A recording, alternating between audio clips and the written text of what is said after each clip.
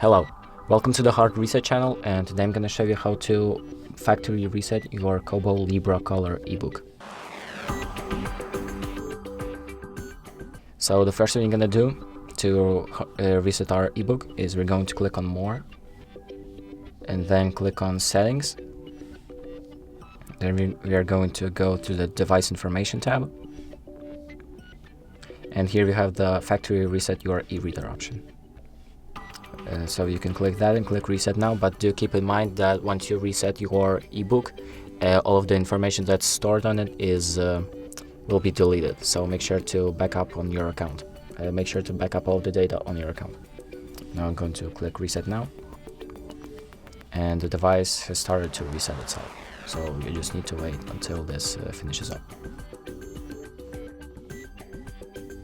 So there we go, the device has been reset, and now you are in the setup menu, which is basically like the first screen you get when you get the device. And that's about it. Thank you for watching, and make sure to like and subscribe.